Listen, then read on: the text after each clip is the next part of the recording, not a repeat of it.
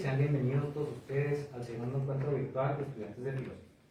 El día de hoy nos complace tener la presencia de la política y modernidad.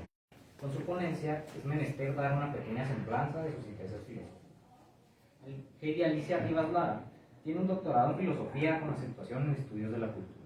Se ha especializado en temas de filosofía de la paz y se esfuerza en dar a conocer el pensamiento filosófico de las mujeres, tales como Hannah Arendt, Agnes Heller, Simone de Beauvoir y María Zambrano, así como redescubrir filósofas que el tiempo y las circunstancias no le han dado el mérito suficiente acerca de su filosofía. Sin más que agregar, le cedemos el micrófono a la doctora Heidi Rivas. Adelante.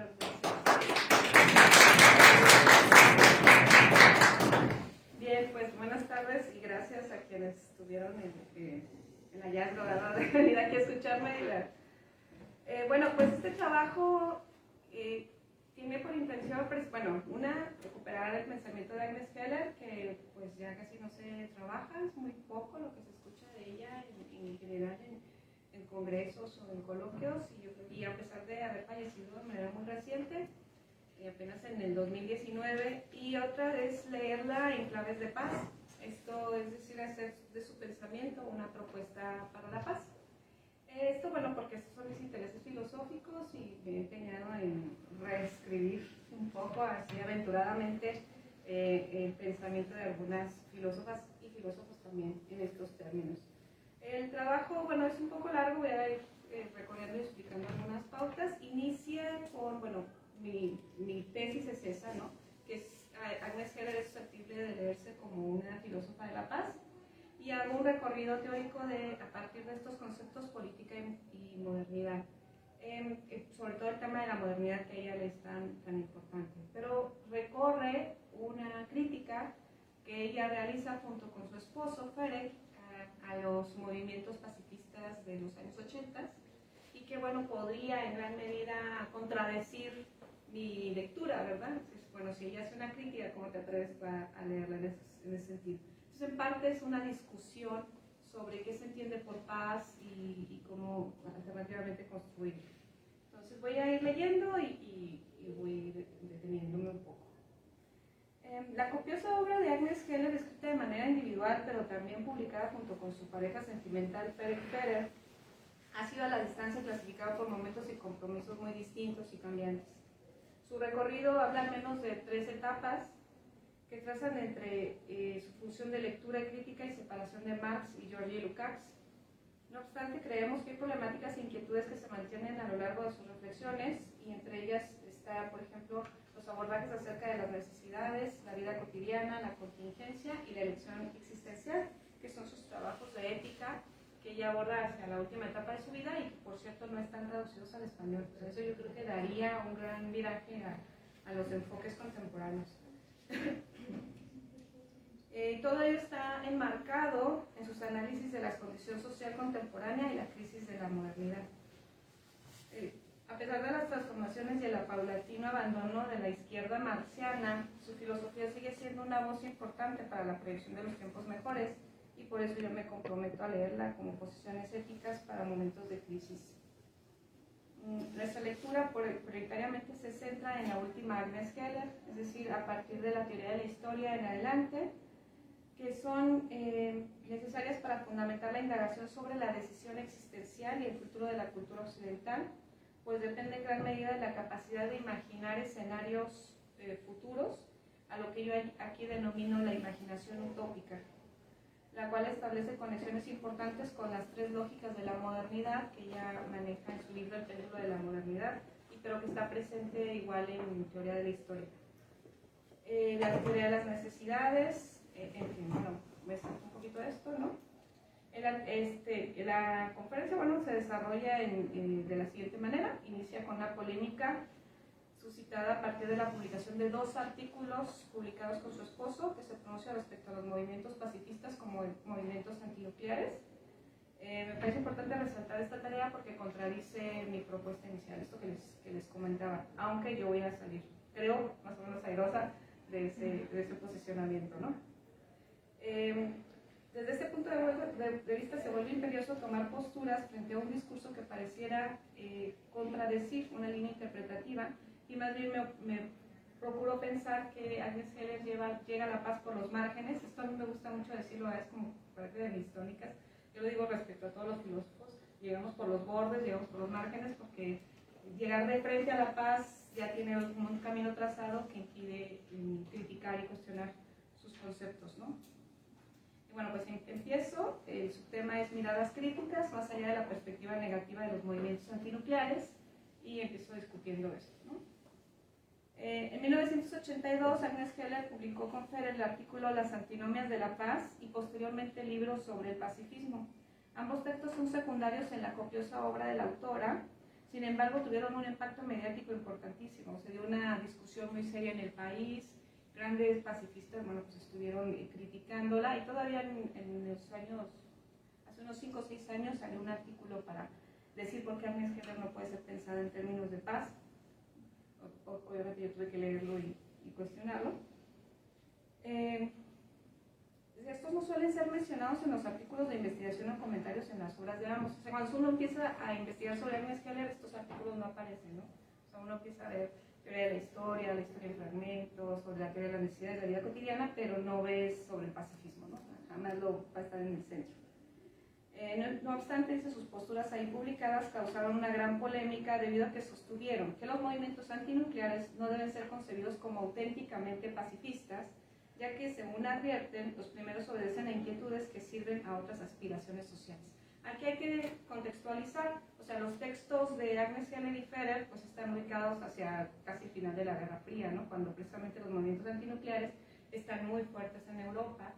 Y bueno, pues había una discusión precisamente si era recomendable, o sea, la solicitud de los movimientos antinucleares era que Europa se desarmara por completo, ¿verdad? Para precisamente abandonar dar paso a la paz, ¿no? Bueno, la paz negativa.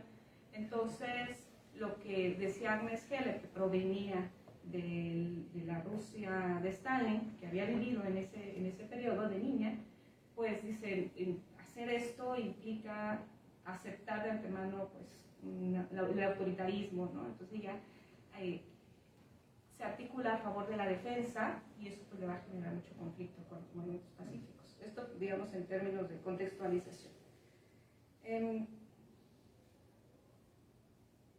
La clave de esta declaración se mantiene en el concepto de movimiento pacifista que, y aquí cito, promueven una sola cuestión que tiene indudablemente un potencial democrático radical por lo que respecta a su contribución a la causa más general. Cierro cita.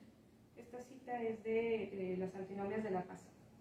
Si interpretamos dos elementos de esta cita, primero, que Ferrer y Heller definen por movimiento pacífico el compromiso con una sola idea, esto es, con el propósito del valor supremo de la paz, y segundo, que todo movimiento está comprometido con la democracia.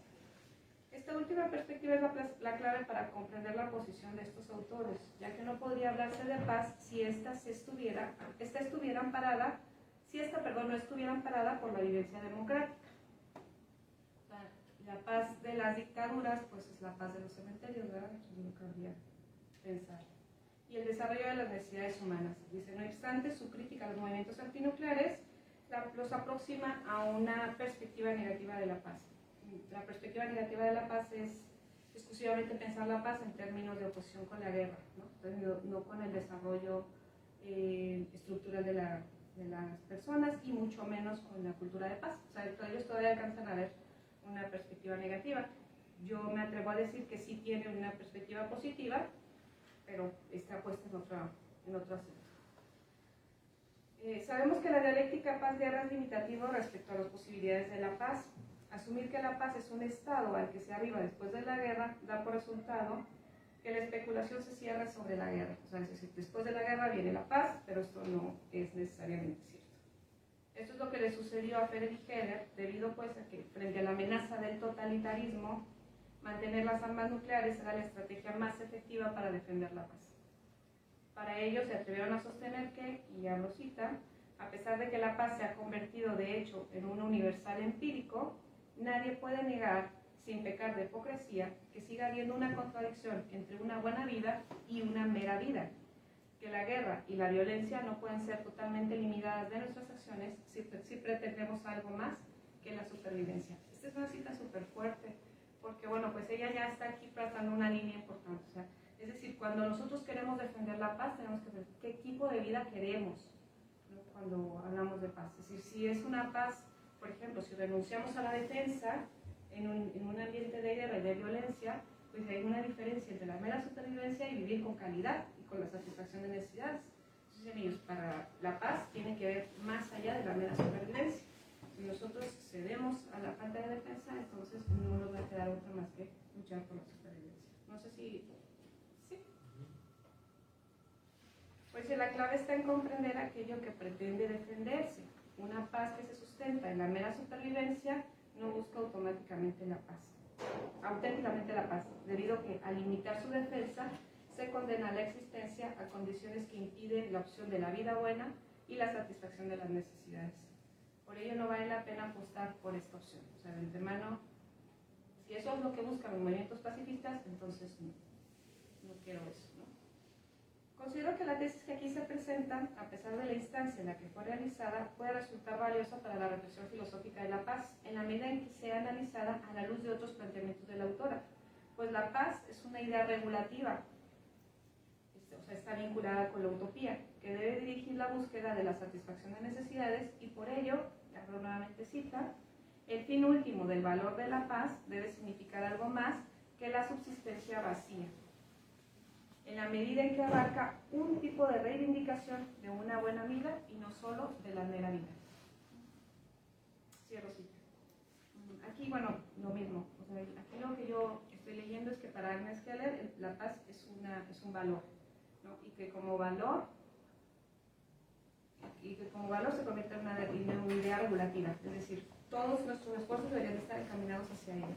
¿Y qué es eso? Permitir que todos los que formamos parte, en este caso de la democracia y del Estado, podamos satisfacer nuestras necesidades y alcanzar, pues sí, una buena vida, ¿no? Esto para ella es bien importante. Si nosotros lo viéramos, por ejemplo, en términos aristotélicos o incluso en términos de biopolítica, pues la diferencia que hay entre la conformación de un virus y el zoe, ¿no? O sea, es decir, ser seres humanos ahí sin valores, sin cualidades, y ser, en cambio, la elección existencial de una buena vida, ¿no? ¿Quiénes somos? Dice, en esta disyuntiva reposa básicamente su valoración sobre los movimientos antinucleares, ya que advierte que la existencia del desarme hace vulnerables a todos los países de Occidente y los deja, por tanto, a merced de lo que antes era la URSS, ¿no? Esta idea es fundamental porque ni Ferer ni Heller ocultan su prejuicio, en parte por sus experiencias en el totalitarismo, repito, pues ellos son de Budapest, entonces pues les toca el régimen, incluso, es más, o sea, ellos son judíos, les toca el nacionalsocialismo y después inmediatamente después les toca el régimen ruso, entonces pues, eso, lo primero que hay que hacer es evitar esos escenarios, ¿no? El producto de sus experiencias en el totalitarismo, por lo que lo colocan valorativamente por encima de las posibilidades de la democracia. En ese sentido, aunque ellos creen que Occidente no es tampoco como la panacea, o sea, tienen un montón de fallos, sobre todo este Occidente que está muy ligado al capitalismo, ellos no van a abandonar la idea del socialismo. Creen que todavía aquí hay posibilidades, ¿no? Hay cambios que se pueden hacer, hay transformaciones, pero que en cambio en la URSS, en la antigua URSS, no las habría, ¿no? O sea, todo indicaba pues, que caminaríamos hacia eso.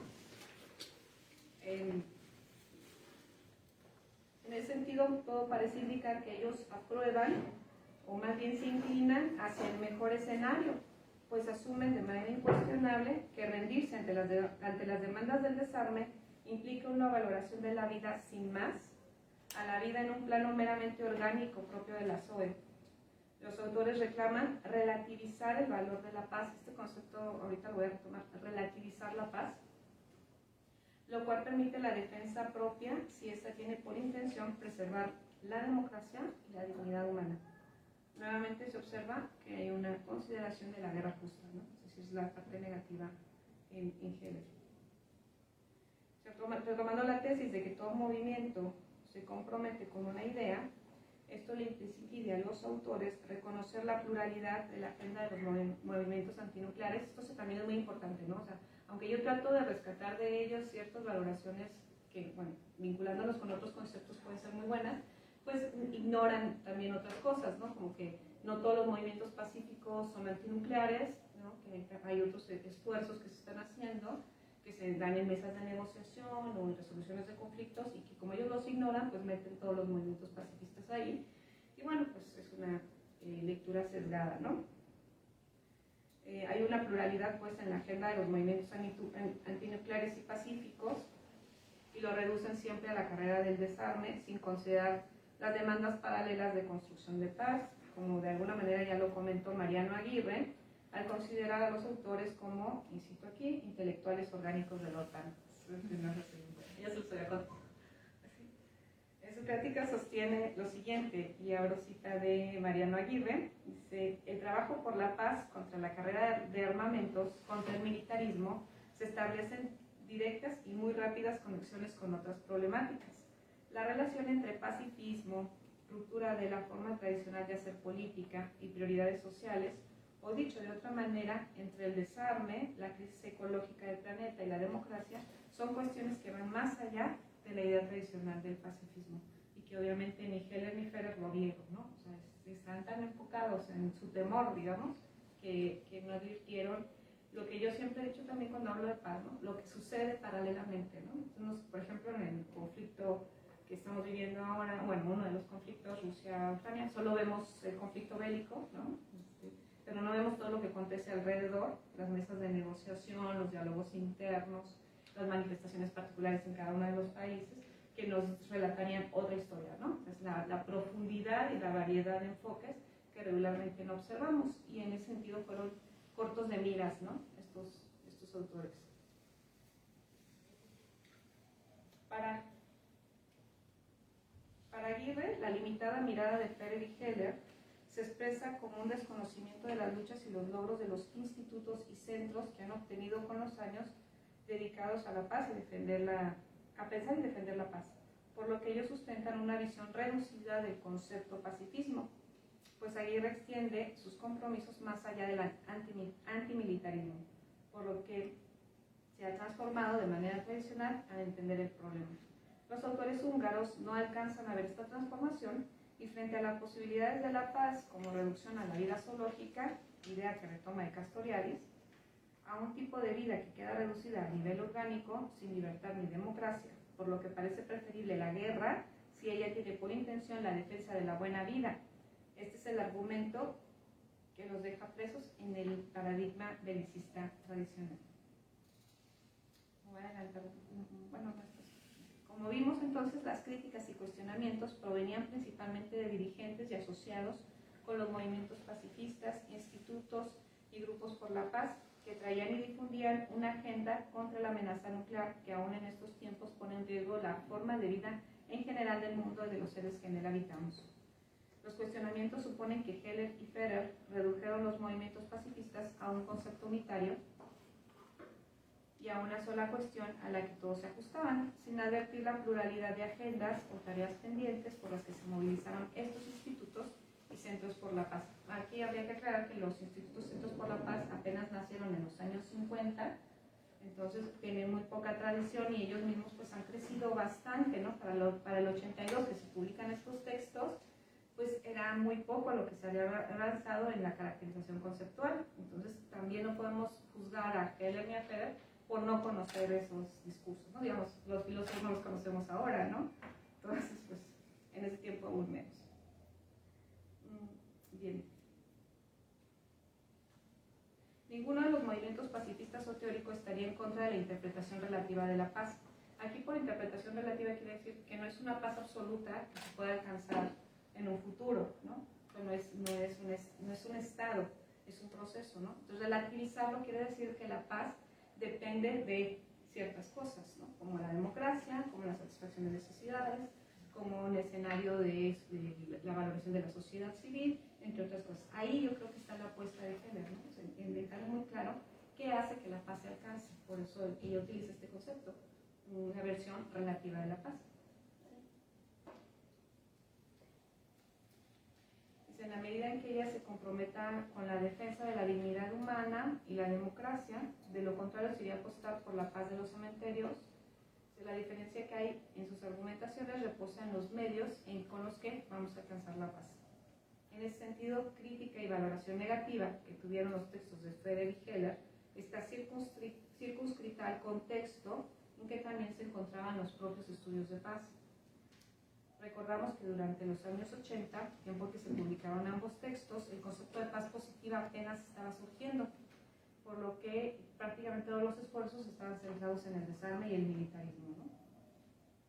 La década de los 70 se caracterizó principalmente por la discusión del paradigma negativo y gracias a la revisión crítica de Galtung fue posible pasar al paradigma de la paz positiva en un decenio después, o sea, apenas se estaba gestando, ¿no? Aunque Friedrich Heller no hace mención de estos conceptos, considero que la defensa de la buena vida es mucho más cercana a la paz como ausencia de todo tipo de violencia que a la meramente oposición de la guerra, ¿no? Pues en Anatomías por la Paz ellos comentan, y abro cita, por encima de toda duda, la hegemonía de cualquier sistema político, incluido aquel cuya radical transformación es nuestro objetivo, aunque sea por mucho el más habitable, es decir, el capitalismo liberal, llevaría inevitablemente a la falta de libertad en amplias zonas y sería el enemigo de la buena vida precisamente en ese sentido.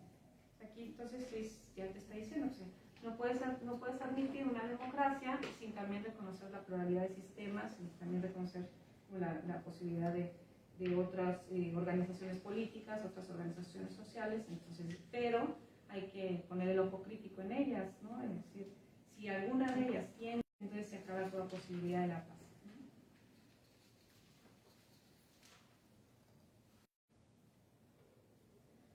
Controlada, como de alguna manera ya lo había sugerido Kant en La Paz Perpetua, y que sea paralela a la democratización radical, que tenga por fin último, superar el principio zoológico y aspirar a la dignificación de la vida, principio que puede estar presente en los defensores de la libertad como los aparentes democracias de Occidente.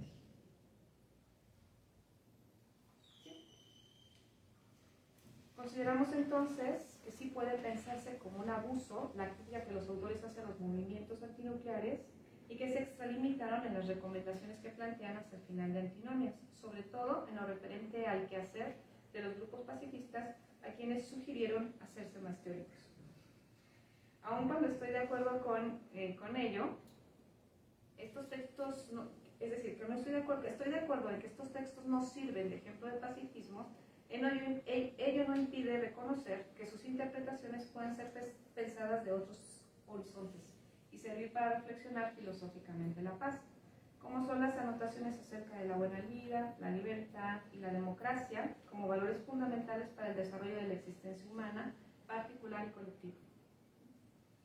Por lo que la crítica a los movimientos no debe oscurecer su preocupación por el desarrollo de la persona humana en condiciones donde no reina la paz, y por ello retomamos el siguiente fragmento de Antinomias, es una cita breve, dice: al final del camino solo puede ser, en un futuro muy lejano, un mundo libre de los medios de autodestrucción.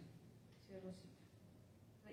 Ya si ella te dice eso después de un análisis sobre la violencia, ¿qué quiere decir? Que en el fondo su mayor preocupación es que podamos gozar de un mundo sin violencia, ¿no? Es un mundo en donde reine verdaderamente la paz, porque la paz en ese sentido no solo es oposición a la guerra, no es un mundo sin guerra, es un mundo sin violencias, ¿no? Violencias verbales, estructurales, culturales, ideológicas, ¿no? Y bueno, no se diga físicas, pero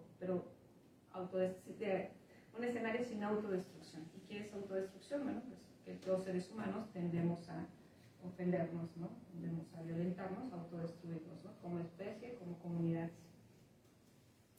Aspiración que está presente pues en otras de las obras de Heller y que sí es importante entonces pensarlo, porque a mí me permite sostener que Agnes Heller lee la paz o piensa la paz por el borde. Esa es mi metáfora. La lee por el borde.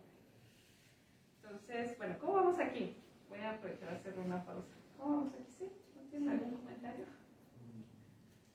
Yo tengo uno, si puedo empezar. Sí. Hablaba mucho de que escucho y no sé si me entiendo bien, de que se habla mucho de la democracia como sinónimo de paz. Entonces solo me hace pensar si es como el único sistema político que permitiría que se alcance la paz, y lo digo porque lo mencionó algunas veces y solamente como que yo veo que la democracia, decimos que tenemos democracia ahora, y pues es, ¿cómo se dice? Pues podemos cuestionar eso, si es realmente una democracia. Entonces, él trabajaba solamente eso, o sea, como de, ¿qué es la democracia? ¿Cuál es el punto en el que la democracia funciona? No sé, me hizo pensar un poco eso, y tengo una duda porque no soy nuevo para lo de la paz. ¿Cuál es la diferencia entonces entre paz positiva y paz negativa? Bien, te respondo de esta última. La paz negativa el concepto surge precisamente cuando se teoriza por primera vez el concepto de paz al margen de la guerra, y entonces nos damos cuenta de que siempre hemos tenido un concepto de paz vinculado a la guerra. Entonces, como la paz como ausencia de la guerra es la paz negativa. ¿Por qué negativa? Porque solo se construye como carencia, o solo se piensa, digamos, como ausencia de, por eso es negativa. De tal manera que no hemos llegado a una conceptualización de la paz por sí misma. Hay una edad que por ese rato que me lo comentó, ¿verdad? O sea, es propio de la filosofía. Si quieres la paz, prepárate para la guerra. Esto pues era muy claro y se repitió durante todo el siglo XIX. Entonces, ahí la pregunta o cómo se ha querido invertir en estudios de paz y en filosofía de la paz es: si quieres la paz, prepárate para la paz. O sea, de otra manera te quedarás enfrascado siempre en los escenarios de violencia. ¿Qué quiere decir? Imagínate tú, ¿qué quiere decir? Si quieres la paz, prepárate para la guerra. Es que en realidad nunca vamos a gozar de momentos de paz, porque siempre estás pensando en la violencia, siempre estás pensando en iniciar otra guerra, ¿no? Siempre es temporal, por eso es negativa. Y en oposición a eso, la paz positiva pues es una paz que se define por sí misma, y en donde ya empiezas como a crear escenarios y condiciones para su propia realización, en donde entraría esta inversión de la jerarquía, ¿no? Como que quieres la paz, prepárate para la paz. O, en palabras de Johan Galton, hay que construir la paz por medios pacíficos. Probablemente la construimos por medios violentos, ¿no? Entonces hay que construirla por medios pacíficos. Esa es la paz positiva. Y respecto a la democracia, pues es un poco difícil como de definir así claramente. Efectivamente, nosotros no vivimos en la democracia, ¿no? Claro, de alguna manera, una democracia incipiente en donde pues, podemos elegir, podemos determinar ciertas participaciones, eliges a tus representantes políticos, pero digamos en términos mucho más estrictos y mucho más ambiciosos, la democracia sería aquello donde nos permite la convivencia de una pluralidad de opiniones, de saberes y de posiciones políticas, sociales, ¿no? Pero además de ello, es que todas esas pluralidades están garantizadas, están protegidas, están amparadas. En un estado en donde todavía tienes que estar luchando, ¿no? Por ser escuchado, o porque tu voz tenga sentido, o porque tus creencias sean respetadas, obviamente no estamos ante una democracia. Digamos, eso es en sentido estricto. Además, la democracia tendría que garantizar, como esto es lo que lo vincula a Agnes Keller, la dignidad humana, ¿no? Entonces, si la dignidad humana está, digamos, pasada de largo en ciertas democracias o en aparentes democracias, no serían totalitarismos, no serían dictaduras, ¿no? Entonces, naturalmente no están comprometidos con ello, ¿no? Aquí hay una pinza que se cierra no solo en Agnes Keller, sino también en Hannah Arendt, por ejemplo, que hay una dependencia, ¿cómo lo digo? Una dependencia conceptual entre estados de paz que dependen de la dignidad humana o del cumplimiento de los derechos humanos, pero que obviamente se dependen mutuamente. O sea, la paz no se alcanza si no hay un cumplimiento de la dignidad, un respeto de la dignidad humana y un cumplimiento de los derechos humanos, pero los derechos humanos no se cumplen si no hay paz para que se cumplan. Si me explicas, la pieza está muy cerrada, entonces se van desarrollando mutuamente. Porque si hay vulneración de los derechos, obviamente es porque no hay condiciones de paz. Entonces crecen simultáneamente. Si hay dignidad humana vulnerada, es porque no hay condiciones de paz.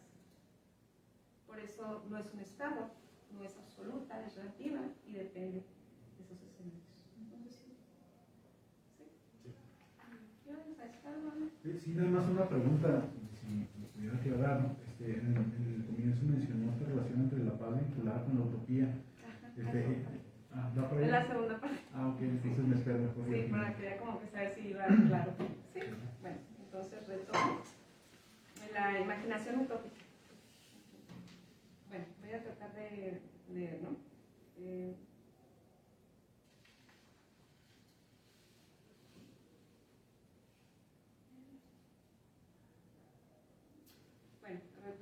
texto dice, el subtema es la preocupante modernidad, las antinomias sociales y el uso de la violencia, ¿no?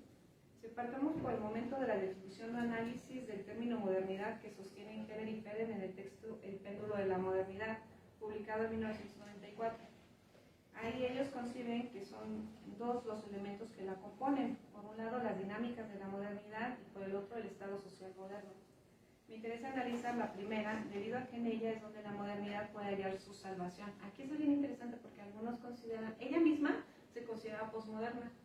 Ella dice, yo vengo de la teoría posmoderna de la historia, ¿no? Pero es una posmoderna, no posmoderna, porque en realidad ella quiere como salvar ciertos elementos del proyecto de la modernidad, como de alguna manera lo hace Habermas, ¿no? Por eso ella estaría como muy cercana a la teoría crítica, sin ser propiamente teoría crítica.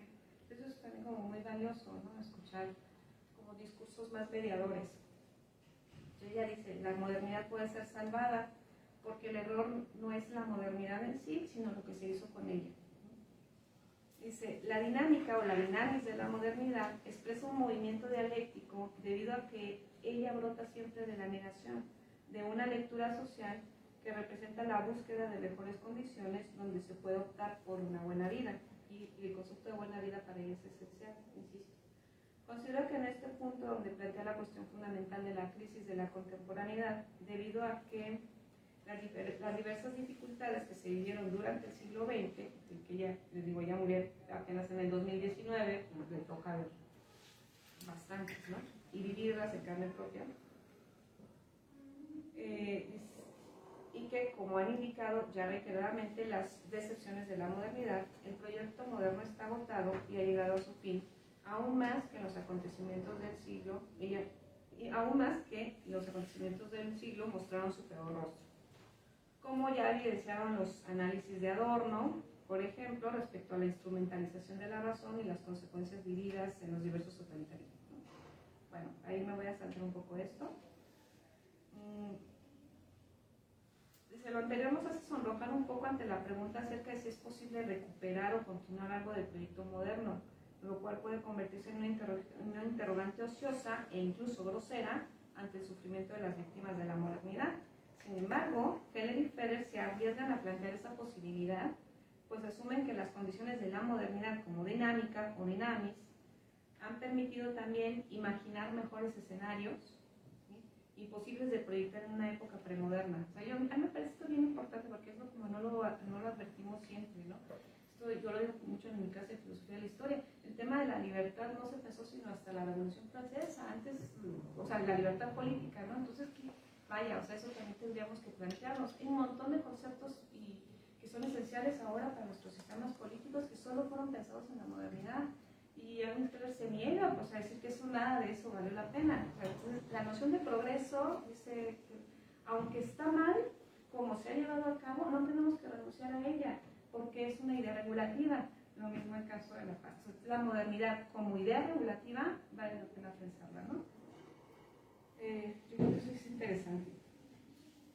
Dice, en todo caso, no se trata de un optimismo desmedido sobre las posibilidades de un realismo que nos arroja a plantear qué hay pues entonces al margen de la modernidad, así como pensar si hay algo latente en ella que pueda impedir o bloquear la reaparición de los totalitarismos, ¿no? Y aquí los autores se preguntan, a Rosita del péndulo de la modernidad, ¿puede la modernidad mantener sus promesas inherentes en la Declaración de 1789, la Revolución Francesa, ¿no?, la Guerra Mundial de la Modernidad, sin tener que recurrir a la teoría o a la práctica de un radicalismo que amenaza con cruzar el horizonte y lanzarse al abismo? Si esto no es posible, ¿es entonces la modernidad un proyecto distorsionado o fragmentado que solo se engañó a sí mismo con la gran idea de un progreso y una armonía universales? ¿Puede acaso sobrevivir la modernidad? Son tremendos haciendo preguntas. Cierro cita. Dice, en esta última pregunta ya se intuye una cierta posibilidad. ¿Quién desea declarar definitivamente el arribo de la posmodernidad no se detiene a preguntar por estas posibilidades, ¿no? Es clarísimo. O sea, si la quiere decir ya murió, ¿quién la pregunta, no? Entonces, si lo preguntas, algo quieres descartar ahí, esto es muy evidente, ¿no? La respuesta se desmonta de la aproximación al concepto descrito, ¿no? Es decir, a la dinámica. la crisis de la modernidad, la evidencia de su peor rostro parece descansar en el olvido de esta dinámica, esto es, en mantener el movimiento y el cambio frente a la negatividad. O sea, para ella entonces hay que recuperar el concepto de modernidad, ¿no? Como transformación. Pues esta es la posibilidad que ella quiere. O sea, ¿por qué podemos pensar todavía en mejores escenarios? Porque hay un espíritu de la modernidad, ¿no? Y esto es lo que ella llama la dinámica. Dice, la modernidad está sometida a un proceso destotalizador en la medida en que se niega a admitir un concepto unitario de lo moderno. Ello propone pensarlo a través de lo que ellos mismos llaman las tres lógicas de la modernidad, las cuales son tendencias plurales que se abren a partir de la dinámica descrita, esta necesidad de estar superando siempre la negatividad. Si bien pueden existir varias lógicas, solamente hay tres que se consideran operativas. Esto lo dice nuevamente en el péndulo de la modernidad. La división del trabajo, que es la dinámica capitalista, el impulso por dominar a la naturaleza, que es la dinámica de la industrialización, y el arte de gobernar, que es la dinámica de la democracia. Heller y Ferrer sostienen que las tesis de las lógicas de la modernidad proporcionan una interpretación mejor, por ser dinámica, de la complejidad de nuestra época. Esa lectura reclama la imagen de un péndulo en el cual ellos ilustran el movimiento constante de esta dinámica, movimiento de progreso y de retroceso también, pero que también puede direccionarse hacia nuevas, la reiteración hacia nuevas direcciones, ¿no? La posmodernidad es una de esas oscilaciones, ¿no? Esto también es muy interesante, ¿no? Porque, bueno, hablamos mucho de posmodernidad, se adueña de nuestro lenguaje, pero pues no le atribuimos con suficiencia la dependencia que aún tiene de la modernidad, ¿no? Entonces, para ella es como esencial advertir eso y sobre todo direccionar esta oscilación, o sea, hacia dónde va la posmodernidad, hacia dónde va su oscilación y qué ventajas nos va a traer, ¿no? Pues, la posmodernidad entonces tiene que ser pensada en estos términos. El péndulo oscila permanentemente y se convierte en un rasgo positivo en la medida que abre alternativas de justicia dinámica que promueve siempre la renovación moral de las sociedades. O sea, esta es la tesis para ellos, ¿no? La modernidad sí promueve la renovación moral, ¿no?, de las sociedades, pero siempre y cuando ella esté regida por la tercera lógica. ¿Sí? Si está amparada por la lógica del capitalismo, de la industrialización, entonces hay un sacrificio natural de la sociedad civil, de la democracia, y por lo tanto pues va a caer siempre en el mismo discurso moderno del que queremos renunciar, ¿no? Entonces la modernidad solo tiene esperanza en la medida en que se compromete con la tercera lógica. Para ella entonces esta tercera lógica se alcanza mejor con el socialismo, no con el capitalismo, sino con el socialismo. Esto es bien interesante, ¿no? Habla del pensamiento, bueno. Dice, otro de los rasgos del pensamiento destotalizador que caracteriza a Heller descansa precisamente en la oscilación pendular, debido a que representa una afrenta ante la tendencia teleológica de la historia, ¿no? Es como el fin último de esto, entonces no, o sea, la modernidad parece porque no tiene un fin último, es una oscilación, entonces así como avanzamos nos retrocedemos.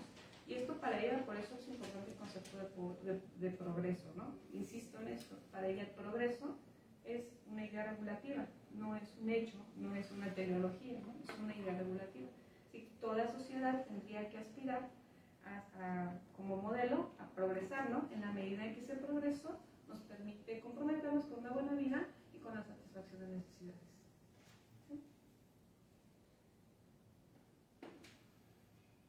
Dice, por eso la autora se compromete con una idea, con un tipo de filosofía que ella llama sin redención, basada principalmente en la universalización del valor de la libertad.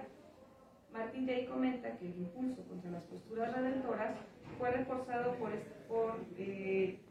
Hannah Arendt, y a ese propósito señala, ¿no?, y ahora cita, en particular Arendt le suministró conveniente munición para la campaña contra lo que Heller y Ferrer llamaron la política redentora, la creencia de que la emancipación humana exige la superación radical de todas las antinomias de una comunidad perfectamente realizada de justicia, libertad e igualdad. O sea, esta cita es muy interesante porque dices, si renuncias a esta idea de que llegará un momento en que viviremos todos en paz, que estaremos reinados por la justicia, la libertad esto no va a pasar nunca. Siempre estamos muy lejos de ello, ¿no? Entonces, tener una idea relativa y más aterrizada a la tierra nos garantiza, ¿sí?, aproximarnos más o comprometernos más con ello, ¿no?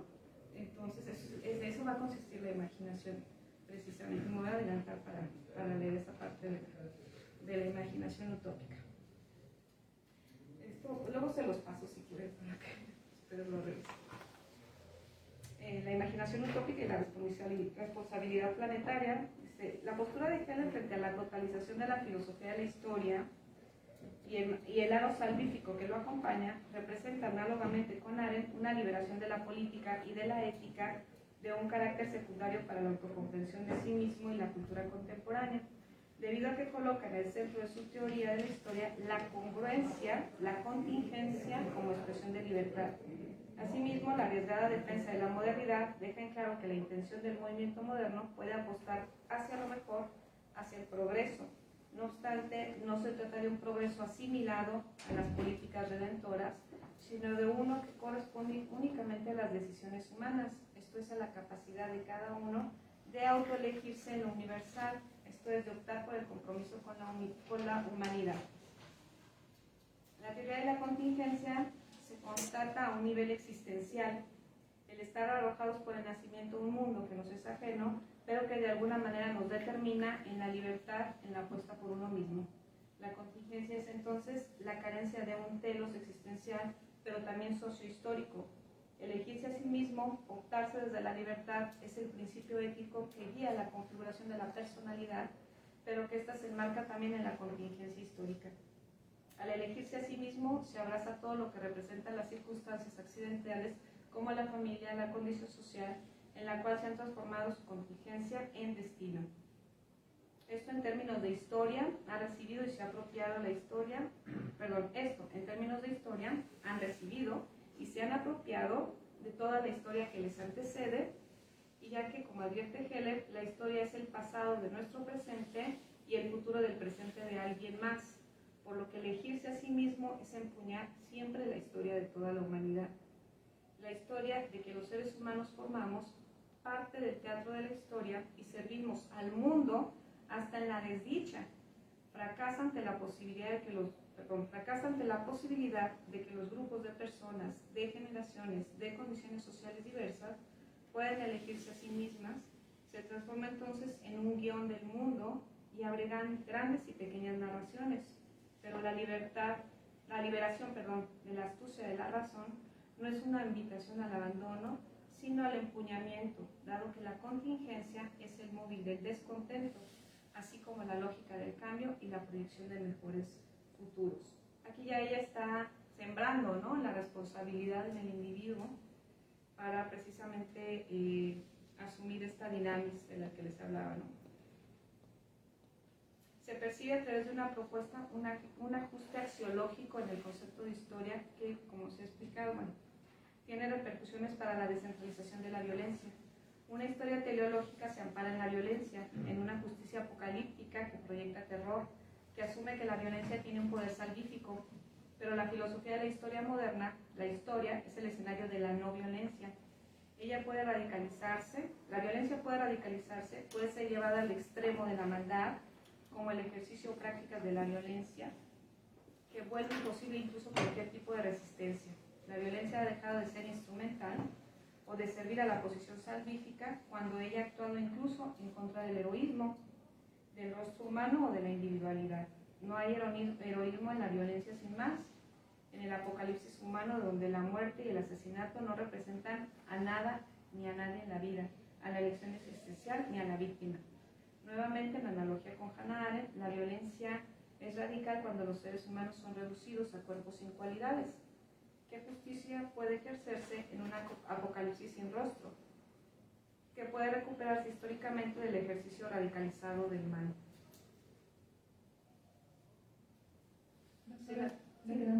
Sí, gracias. Por eso quiero llegar a la parte a la parte de la... Bueno, a ver aquí. carrera del progreso es la fuente de la insatisfacción y compromiso moral. Aquí, bueno, mejor te respondo. La imaginación utópica es que ya dice, todo el progreso, o el progreso es una idea regulativa, quiere decir que no vamos a llegar nunca a un momento en el que vamos a alcanzar todos los progresos, sino que efectivamente hay retrocesos que se dan. Entonces nunca podemos hablar de progreso si hay alguien que sufre. Esto para ella es esencial. Entonces parte del supuesto de que nuestras sociedades son sociedades insatisfechas. Pero eso es bueno, o sea, es la insatisfacción el móvil de la historia, hasta cierto punto. Y nuestra labor, nuestro compromiso social, nuestro compromiso individual, y que es un compromiso de plano ético, está precisamente en atender esas satisfacciones. Ella dice, nadie puede ser feliz en una sociedad donde hay gente insatisfecha, o nadie puede estar satisfecho en una sociedad insatisfecha. Que esto es muy marxista, ¿verdad? Pero ahí está la base precisamente de la utopía. Si yo busco entonces mi propia autosatisfacción, entonces hay inherentemente un compromiso social. O sea, debo buscar la satisfacción social. ¿No? Eso es en ella muy claro. Le repito, eso es algo como muy marginal. La imaginación utópica consiste precisamente en cómo cada uno de nosotros nos comprometemos en gran medida con decisiones, acciones que contribuyan a la satisfacción de las sociedades, ¿no? Es decir, que atiendan el problema de la satisfacción. Entonces, todas las posibilidades que arrojan o que permiten la democracia, la libertad y la vivencia de la dignidad se convierten en principios e ideas regulativas que son siempre utópicas. ¿Por qué utópicas? Porque son a futuro, ¿sí? Porque se convierten en rutas de acceso. No son estados. Eso es para mí esencial en Heller, ¿no? O sea, no son estados. Y como no son estados, es más fácil comprometerse en ellos. La utopía de Heller, desde mi punto de vista, es un compromiso con la construcción de paz. ¿Por qué? Porque es precisamente preguntarnos cómo poder vivir en sociedades, cómo satisfacer, ¿no? O cómo dirigirnos hacia la satisfacción de sociedades que son inherentemente insatisfechas, ¿no? Desde el punto de vista de la negatividad. Y que me toca hacer a mí, ¿no? Considerando este criterio helleriano, ¿no? De que siempre que me elijo a mí mismo, estoy eligiendo a mi sociedad, mi historia, a la humanidad entera, ¿no? Que es la dimensión ética que ella ve en el compromiso social. Dicho así como muy rápido, quería como decir muchas cosas, porque esto de la sociedad insatisfecha en ella es, digamos, una gran tesis, ¿no? Personalmente me gusta bastante. Esto se puede leer en el péndulo de la modernidad, pero también en teoría de la historia. Y bueno, yo creo que lo voy a dejar ahí. No sé si quieran quedarse a platicar o decir algo más. Muchas gracias, doctora, por sus palabras. El tiempo no nos da para las preguntas y respuestas en la sesión de Facebook Live, pero si los presentes quieren hacer preguntas, lo podrán hacer después. Agradecemos a todos por su presencia. Por supuesto, le agradecemos a la doctora Heidi Rivas por honrarnos con su presencia. Los invitamos a que sigan nuestros demás eventos que tenemos programados durante el día. El siguiente evento es el taller de elaboración de ponencias, impartido por el licenciado Edgar Humberto, la sala de consejo de la facultad de 3 a 5 p.m. Les agradecemos su presencia y les deseamos un buen día. Hasta pronto.